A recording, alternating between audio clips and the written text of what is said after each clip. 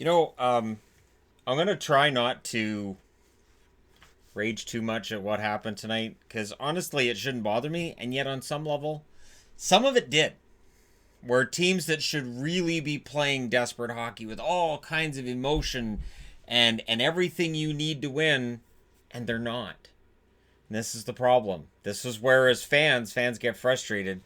And yeah, so let's start things off with Columbus in against the Philadelphia Flyers. And I'm not sure how to put this. Merzlikins, that save percentage that's been stellar, it took a beating tonight. But I don't know that I would put it on Elvis. I really don't. I don't know which of the goals I'd put against him.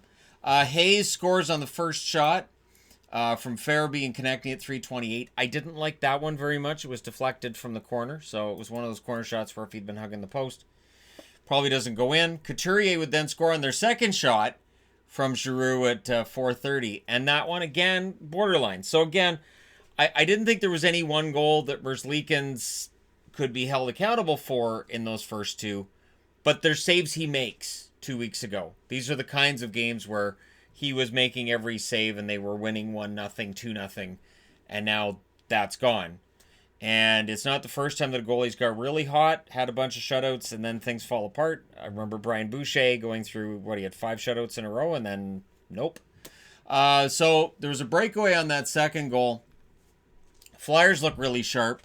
The shots were only 2-0 at 8 minutes. So it's not like there was a tremendous amount of pressure, but there's no pushback from Columbus either. So this is the problem. And then the shots are only 3-1 at 11 minutes. And it just feels like Columbus wasn't really in this. Like they just didn't have whatever it takes. What happened to these guys? What happened to Columbus? Why is this happening? Because coming out of tonight, they're not in a playoff spot. Farabee's interfered with before it was 3-0, and that was a successful challenge by Tortorella. So there was goalie interference, Tortorella challenges, and they go, yep, goalie interference. So the score's 2-0 after one. And you think, all right, they got a successful challenge, maybe. No. Second period, much better period for Columbus. They have a very good, but they're already behind 2-0. And then Myers scores from Sanheim and Aube-Kubel at 12 minutes and 32 seconds to make it 3-0. Late power play for Columbus. All right. Bjorkstrand scores his 20th of the season from Bemstrom and Werenski at 17:21. So power play goal. It's 3-1. And third period starts, and it's just no luck. Konechny scores from Hayes and Haig at 3:40. I think that was the first shot of the third period. Let me check. Yes, it was I'm checking how many shots Merzlikins faced. That was the first shot of the third period, and that's where Tortorella says, "All right, that's it. Elvis is out. Kivlenieks is going in." So Kivlenieks goes in. Columbus gets a power play for 38 seconds, which then turns into a 4-on-4 before Philly gets a power play, and that's a problem. Not being able to finish that out. Voracek ends up scoring on said power play from Konechny and Giroux at 10 minutes and 14 seconds. So Philadelphia had one opportunity tonight and they scored on it. That makes it 5-1. Columbus gets another power play. They don't score on it, of course. Your final score is 5-1 Philly. Philly at home, they're fantastic. With this win tonight, they jump into third in the division. That's right. Third in the division. And we'll see how that division turns out, because it looks like things might get turned upside down over the next couple of weeks. Merzlikins, 8 saves on 12 shots. Kivlenieks saved 2 out of 3. At the other end, Carter Hart saves 28 out of 29. He had a pretty good game. And he's in the 3 stars behind Konechny and Giroux. So 3 stars, all 3 of them for the Flyers. No arguing with that. Shots were 6-3 in the first in favor of Philly. And then it's all Columbus after that when it comes to shots. 12-5 in the second, 14-4 in the third. Final shots 29-15 in favor of Columbus. Power plays 1-for-3 for Columbus, 1-for-1 for Philadelphia. Yep, that's a brutal score, and so Columbus falls out of a playoff spot as a result of that. Toronto. Well, the good news for this game was Malkin's been scratched. Here we go. The problem is without Malkin this year, Pittsburgh was 9-4 before this game. Make it 10-4. Toronto fans aren't happy tonight, and I have to say, whoever gets third place in the Atlantic doesn't look like they're going to be very good. And Toronto has been pretty not good pretty regularly for a while. And so they have their good games, which fans get all excited about, like, all right, here comes the run. And then stuff like the Buffalo game and this game happen. Early Leafs power play. Anderson then had a giveaway that almost led to a goal for Pittsburgh. That would be an omen. The shots were 5-2 Leafs at 7 minutes. I thought they were playing well. Then the Penguins get a power play. And it's Brian Rust scoring from Crosby and Letang at 11:41. So it's 1-0. No big deal. The shots were relatively close to even. And then Angelo scores his first goal in the NHL from Lafferty and Pettersson at 17:03. And Angelo is the one that replaced Malkin. And he found out he was going to play tonight about 20 minutes before the game started. So his first NHL goal, Lafferty gets another point. I like Sam Lafferty a lot. And Matthews then went in for an answer. That one missed wide. Jake Muzzin then took a penalty. And they reviewed it. And they went, nope. I think it was Simone hit himself in the face with his own stick. Now, the interesting thing is it's Muzzin's stick that makes his stick hit himself in the face. But like, that's friendly fire. Took a while to review it. I'm sure that Toronto was in there going, well, technically it wasn't his stick, so you can't give him a penalty for it. The classic, why are you hitting yourself defense. Second period, power play for Pittsburgh, and it ends up in the back of the Toronto net, as they do. Zucker scores from Crosby and Rust on that one at 2:52, so Zucker with his third goal is a member of the Penguins. The Penguins then get their third power play not long after that, and it's Crosby getting a power play goal from Hornqvist and McCann at 7:11, and that makes their power play 3-for-3. Whoops. This is problematic. They can't kill a penalty. They're not getting enough chance. Like, it's just, yeah. And every shot that Pittsburgh got in that second period seemed to go in. So even though they had a dramatic lead in shots, every time Pittsburgh got a puck that went near the net, it ended up in the back of the net. And I've defended Anderson, but at some point, well, the defense in front of him has to get fixed here. The Leafs get a power play. Turns to a 5-on-3. Nothing happening. Anderson then turned the puck over to Brian Rust. Rust passes it to Crosby. Crosby regs the puck, passes it over to Bluger. Bluger's got an empty net, puts it in at 12:35. And then shortly thereafter, the Leafs get a power play. They don't score on that. However, shortly thereafter, Matthews scores his 43rd of the year. So right now, he is your league leader. From Nylander and Muzzin, that is his 43rd, right? I'm pretty sure he was tied. He was tied with... Yeah, he was tied coming into tonight.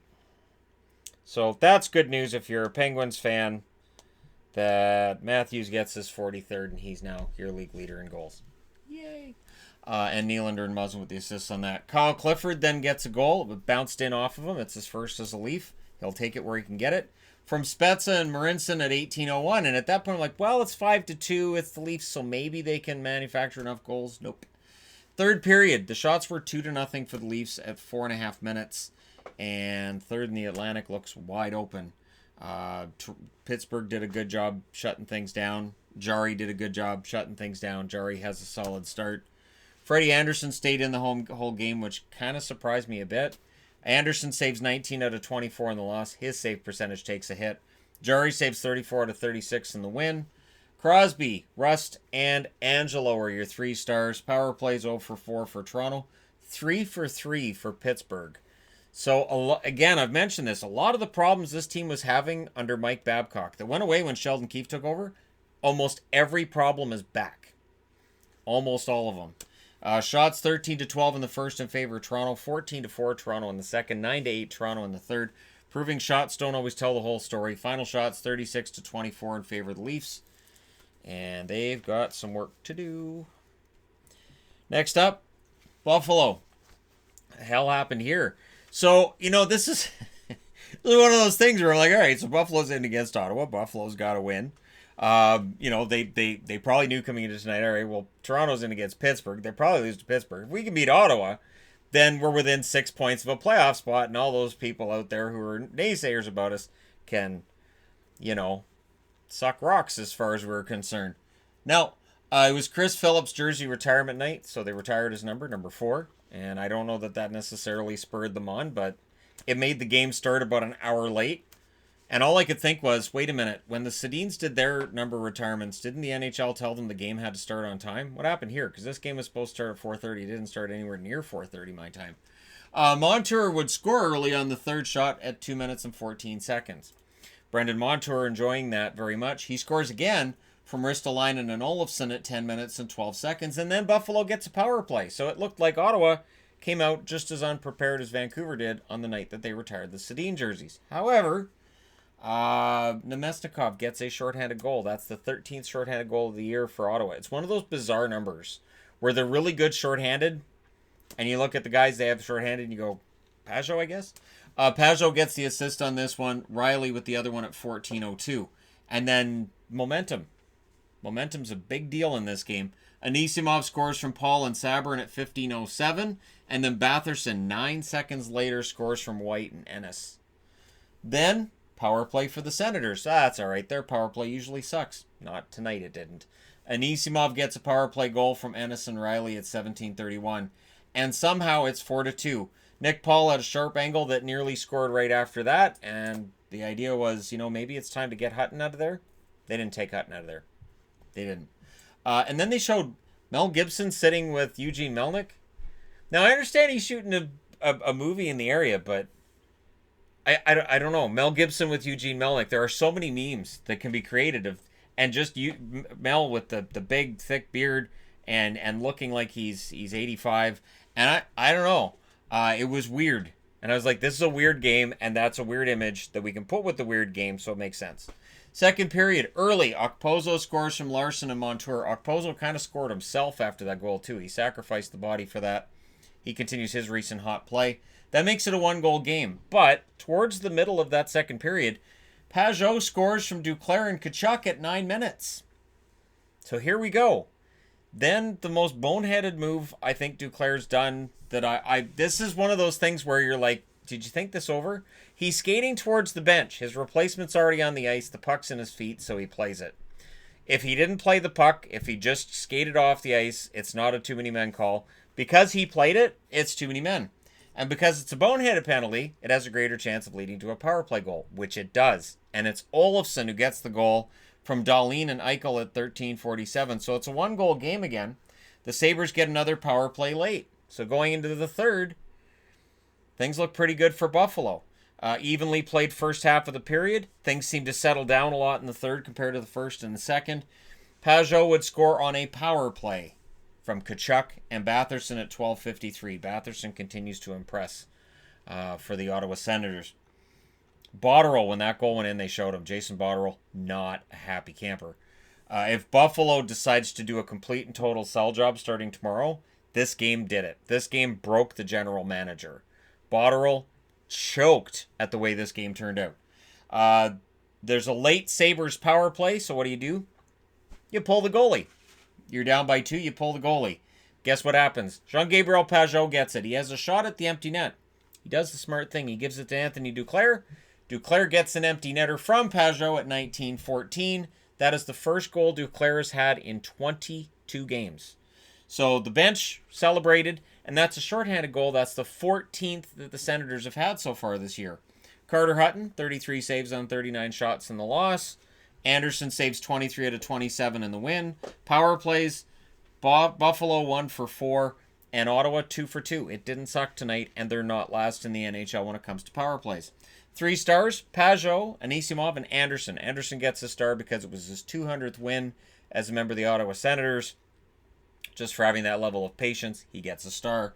Shots 15-12 in the first in favor of Ottawa, 16-7 in the second, and 9-8 in the third. Really disappointing effort for Buffalo as they lose 7-4 in Ottawa. Final shots 40-27 in favor of the Sens. So that's a rough one. What's next? The WTF game of the night. And I had to post on Twitter just a WTF about this. Now, I understand that, like in the previous morning, I said, well, Montreal, it can't be a trap game because they've lost 3 times to Detroit. They have to understand that they can't fall into it again. They have lost 8 points to the Detroit Red Wings. They are, how many points out of the playoffs? 8.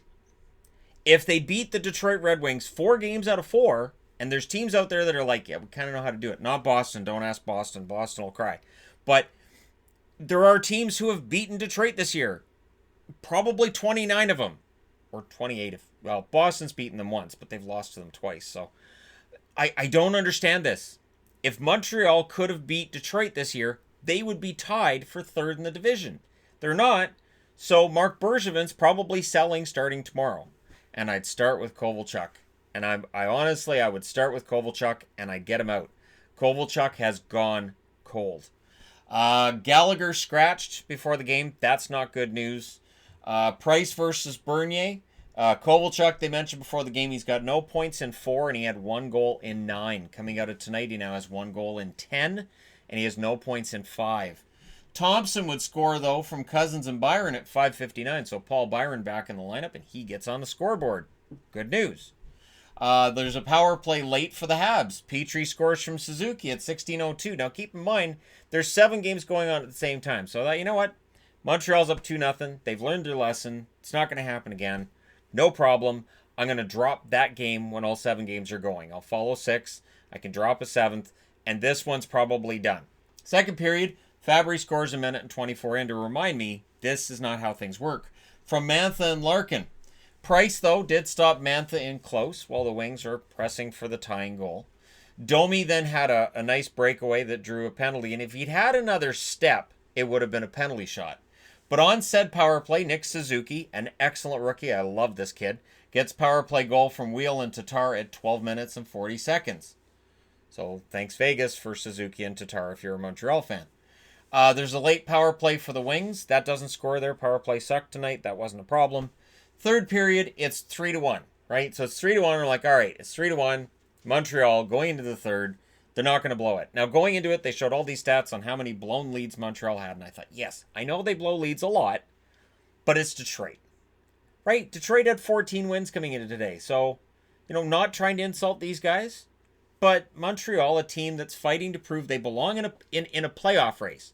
If Claude Julien comes out tomorrow and says Montreal's still in a playoff race, that man should be on Poker Stars because I'm telling you, that's the greatest poker face I've ever seen. If he can say it without a red face and without yelling and breathing fire, Price denies Larkin early. And then Athanasiou scores from Biega and Filppula at 5:04. Makes it 3-2. All right, fine. No problem. Again, just lock her down. Kovalchuk tipped one wide. So he had a shot in close. Went wide. Mete took a shot off his foot. They announced in the third period he would not return. So they're down to 5 defensemen. And of course, because they traded Scandella, now they're going to lose a defenseman. So lose Scandella. And I understand they upgraded their draft position by going from 4th rounder they gave up to get Scandella to get a 2nd rounder and a potential 4th as well in return. I get that, but now they're down to defenseman. Petrie had a chance that went wide, and then the puck goes the other way. And what happens? Right. Green gets a goal from Mantha and Larkin at 10 minutes and 40 seconds. It's a tie game. This is where you call a timeout. This is where you sit your guys down and you ream them out and you go, hey, we're in a tie game in Detroit.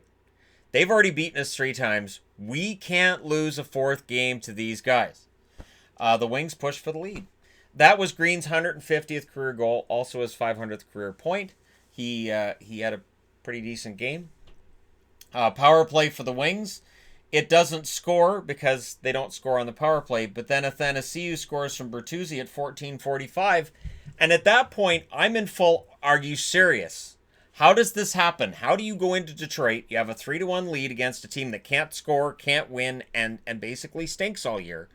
And you blow it. And I'm not trying to take anything away from Detroit in this. Detroit, great comeback. Absolutely. They shut Montreal down. Montreal manages 4 shots in the third period. But Montreal was supposed to be the team coming into this game that desperately needed this win to get into a playoff run. I'm getting killed 10 days ago for a power rankings where I'm like, I want to see more from Montreal than this. People are like, hey, you should be bumping them up. Montreal. So the Habs get a power play. They're 2 for 2 on their power play. And they can't score. And then the Wings get a late power play. And that was the last of that. The nail is in the coffin. It's 4-3 for Detroit. What What in the world? How does this happen? That you lose 4 times. Even if they'd split the season series, even if they'd won 2, they're only 4 points out of the playoffs. Price 21 saves on 25 shots in the loss. I thought at least one of those goals he should have had. Price was fantastic when they were doing really well. He gets a lot of praise when they're doing well. I think sometimes people deflect from whether or not to blame Price when they're not doing well and his stats start to suffer. And I think it's a conversation you have to have because of the price you pay for Carey Price. You have to expect more from him because of how much money he costs.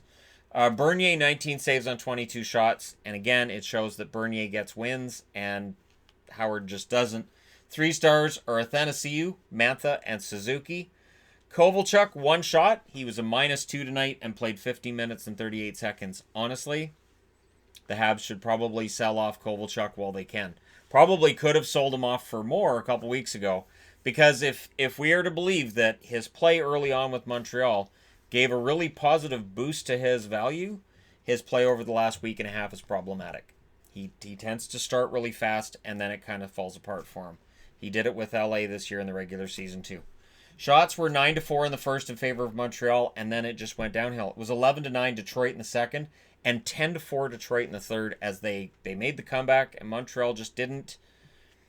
If you're going to make the playoffs, you don't lose this game. Final shots 25-22 in favor of Detroit. Power plays 2 for 3 for Montreal, 0 for 3 for Detroit, and as far as I'm concerned, Montreal's officially done with this result. I do need to change boards. All right, so New Jersey tonight ran into a brick wall. The St. Louis Blues. This is the best game I've seen the Blues play in, I want to say, at least a month. The St. Louis Blues come in today with 2 wins in their last 10 and looking like they're ready to just fall right out of not just first place, but flirt with missing the playoffs they would have been playing lately. This could be the start of that turnaround. And I know it's New Jersey, and people are going, it's New Jersey. They've been losing to everybody. So the fact that they get a win tonight and that they look good, that's important. Evenly played start to the game. The Blues get a power play. And then when that power play was, so the referee's got his arm up, the problem was Steen played the puck without a helmet. You're not allowed to do that. So that makes it a 4-on-4. A little bit of a boneheaded move there. The shots were 9-5, though, for the Blues at 15 minutes, and St. Louis would get a late power play. So it's scoreless after 1, but St. Louis with the lion's share of shots. The plays in the New Jersey end, we'll talk more about that later on. Second period, the Blues do get another power play. Bozak tipped one just wide, and Domingue denied Gunnarsson. Domingue had a fantastic game, but around the halfway mark, Barbashev on the 20th shot of the game finally breaks the goose egg from Gunnarsson, so at 9:21 it makes it 1-0 St. Louis. The Devils had a power play then that lasted 5 seconds. Yep, 5 seconds before a penalty took him off of it. I think it was Simmons that took him off of it. The Blues were more than double the shots of the New Jersey Devils at that point, and they would maintain that throughout the game, where they had more than double the shots that the Devils were managing to muster. And the question I was asking was every time, so I'm going around between different games, and every time I go to this game, it's in the Devils' end. I'm like, does it get out of there? Is there a magnet holding the puck? Is there a magnet in the puck and a magnet in the boards in that end, just making sure that or is there like a repelling force at the St. Louis end driving the puck? So we go to the third period, and honestly, it's very fortunate for New Jersey. It's 1-0, and for St. Louis, it has to be kind of frightening that they'd outshot them 24-11, and they're only up by 1. Third period, really strong defense by the Blues. I'm talking shot blocks, keeping the puck to the outside, making sure New Jersey doesn't have a lane to the net. Domingue then denied Kyrou. Fantastic. Sundqvist then had a chance that was stopped, and then he robs Pietrangelo as well. This was Domingue's best game as a member of the New Jersey Devils, and I'm not sure that it's close. Barbashev would then score his second of the game from Blais and Sundqvist at 5:27. That's right, 5 minutes in, and I've already got 3 different saves on there by Domingue, which were robbery. So he did everything he could until it just gives in. Eventually, one of them is going to go in. Then there was a 4-minute Devils power play, which didn't score, and I don't think it generated much in the way of shots either. I think it generated 1 or 2, and that, it felt like, gave St. Louis even more of a boost coming out of it. Zacha did hit a post. So that doesn't go in. And then with about 5 minutes left, it's Jaden Schwartz getting a goal from Shen and O'Reilly at 14:45. So your final score is 3-0. Big game for Bennington. He gets a shutout. That's 17 saves for him in the shutout. Probably one of the easier shutouts you're going to see. Domingue, 36 saves on 39 shots. I think he played really well. I do. Barbashev, Bennington, and Schwartz are your 3 stars. Power plays, both teams go for 3 with the power play. Shots, 13-6 St. Louis in the first, 11-5 St. Louis in the second, 15-6 St. Louis in the third. Final shots, 39-17. This is what a team looks like when they've been stripped down for parts. That's New Jersey right now, and we'll see who else gets moved out in between now and Monday, as the rest of the season's kind of just done for them. Next up, Carolina. The Carolina Hurricanes right now are back in the playoffs. And so they push Columbus out. And this is the trick with the Metro Division. A couple of bad weeks, you're out of the playoffs. And if you're a Toronto fan going, phew, I'm really glad we don't play in the Metro. I think there are a lot of hockey fans that feel that way. The Metro Division is better than the National Hockey League.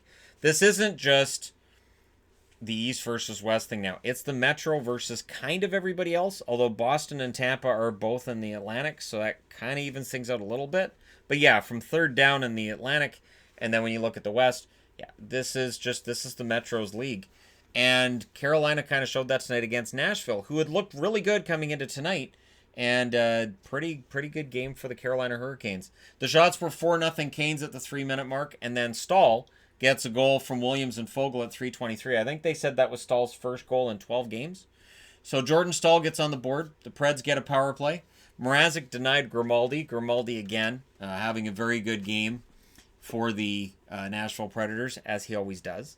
The Predators' play seemed to be getting stronger as the period went along, so we go into the second period, keeping that in mind. And Johansson would even things up from Tenorti and Granlund at 48 seconds. So they did a challenge. They said goalie interference. The referee looks at it and goes, nope.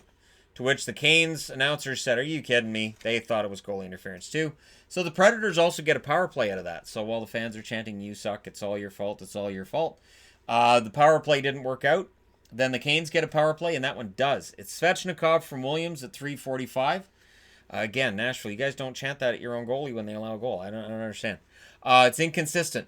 Then Niederreiter scores from Netchus and Haula at 8 minutes and 2 seconds. And that made it 3-1. And the interesting thing was, it was actually, I don't know, it felt like coming out of that Johansson goal, like, all right, the momentum's with Nashville, and they get the power play. And then after that, just Carolina said no. Saros denied Aho. The Canes pressured at 11 minutes. They had a pretty good shot advantage. The Preds did push back at around the 14-minute mark. I don't think they generated very much in the way of shots out of it, but they did seem to hem in the Canes a little bit.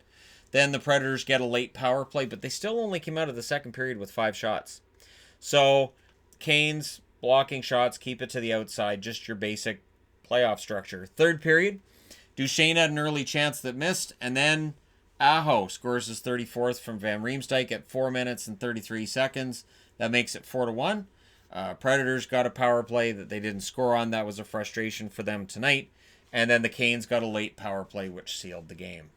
So, pretty big result for Carolina. They jump into a playoff spot. Pretty frustrating setback for Nashville. This is one of those games in hand. This is why with games in hand, they're great and all, but you have to win them, and they didn't win this one. So they lose 4-1. Mrazek, 28 saves on 29 shots. Saros, 26 saves on 30 shots. 3 stars, Svechnikov, Williams, and Johansson.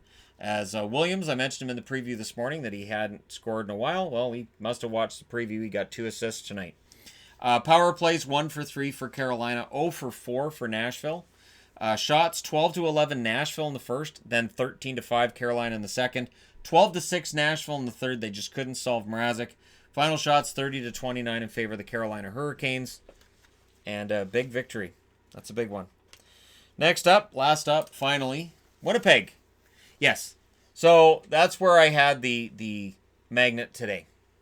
And I don't take the magnet off, and I don't move the magnet over to other games. I didn't put it on the Detroit-Montreal game because I didn't put an Akbar magnet on it, the preview.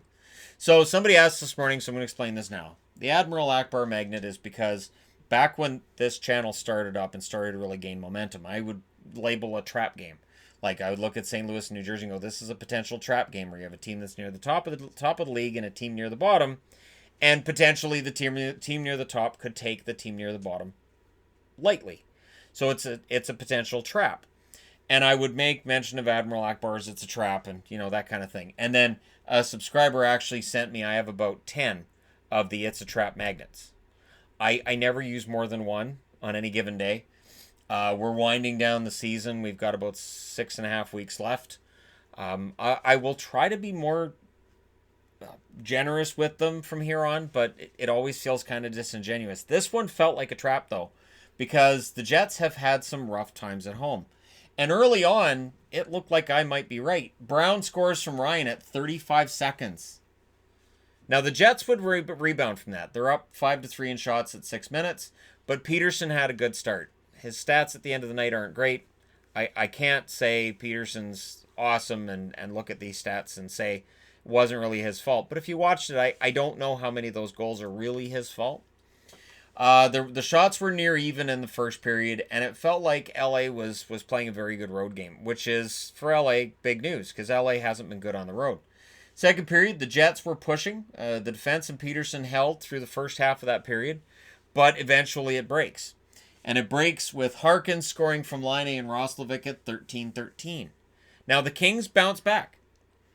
Kings pushed right back into the Winnipeg end, and Hellebuck, he did his best to hold his end of the bargain up. And then Appleton would score from Roslovic at 17:05. I can't say enough good things about the Roslovic line. I really can't. This line's been fantastic. If Winnipeg makes the playoffs, I'd be scared of that line in a playoff series. There's a little bit of everything on that line. I think they could really frustrate a team, and I think they could be a good shutdown line in a playoff series as well. Wheeler would then score a third goal in that period for Winnipeg from Scheifele and Ehlers at 18:33. That's his 19th of the year. So going to the third period, and it's 3-1. And then at the start of the period, it feels kind of sloppy. It's end-to-end play. Winnipeg not really locking things down. And sure enough, Ferk gets a goal from Kempe and Roy at 1:21. Martin Ferk, you're making enough money to buy a vowel for your last name. I think that would be a really nice addition for you. But yeah, he doesn't have a vowel in his name. We just kind of pretend that he does. And his name's Ferk. So you could put an I in there, F-I-R-K, and then we're fine. Then the Kings get a power play. Doughty had a really nice shot that was stopped, and it felt like things were getting kind of dangerous. It's a 3-2 game. This is about when I went upstairs and I said to Yvonne, I said, they could choke this away. And she's like, oh, I know. Ehlers, though, would turn it the other way. He ends up scoring his 21st of the year from Scheifele and Wheeler at 5 minutes and 49 seconds. So Blake Wheeler with his second point of the game right there. And it feels like, all right, Winnipeg, they're up 4-2. This should be... No, they don't make it easy on themselves. Brown would score from Roy and Kopitar at 15-16. So here you go. It's a one-goal game. What do? You pull the goalie. I think they pulled the goalie too early. And not only that, but the Jets... very good when there's an empty net at the other end. They've got a lot of empty net goals. I haven't done the research on which team has the most empty net goals. It's one of those fun things I can look up for a stats video at the end of the year, where we talk about obscure stats and maybe give out some kind of awards for it. But Laine does hit the empty net after Ferk very nearly tied it. It was so close, and if this game had been tied, it would have gone to overtime, and who knows what happens. But Laine hits the empty net from Connor and Kopp at 17:43, and then off the face-off, the Jets, knowing they're going to win this, being loose and confident, Wheeler gets a goal from Pionk and Ehlers at 18:31. I didn't like that goal on Peterson. I thought that's probably one Peterson should have stopped, but they're down 5-3. And I don't want to give him any kind of a break on that. So tough night for Peterson, tough night for the Kings. They lose 6-3, and again, much like New Jersey, I think they're in full on. That's it. Really, from the trade deadline on, and in this case, before the trade deadline on, this is where teams lose a lot of games, and their points end up being really, really miserable. Peterson saved 29 out of 34 in the loss, 6-3 win for Winnipeg. Hellebuck, 31 saves on 34 shots. Apologies to Admiral Akbar for putting the magnet on the wrong game. 3 stars, Ehlers, Scheifele, and Wheeler. Power plays, both teams went 0-2. So the Jets continue to be a team that is shorthanded the least in the NHL. Shots, 11-9 in the first in favor of Winnipeg, 15-12 in favor of LA in the second. 12-10 Winnipeg in the third. Final shots 35-34. It was a close game. Don't let the score fool you. It was a close game. But in the end, the Jets get the 2 points. They pull within 1 point of a playoff spot, and they pass the Nashville Predators, who very importantly lost tonight. So, we got 6 games tomorrow. Watch for that preview tomorrow morning. But for now, I'm done unless there's going to be a bunch more trades. And if there is, I'll be ready. Thank you guys so much for all your support. Don't forget to hit like and subscribe if you're browsing your way through. You just happened upon this video. I will talk to you again soon.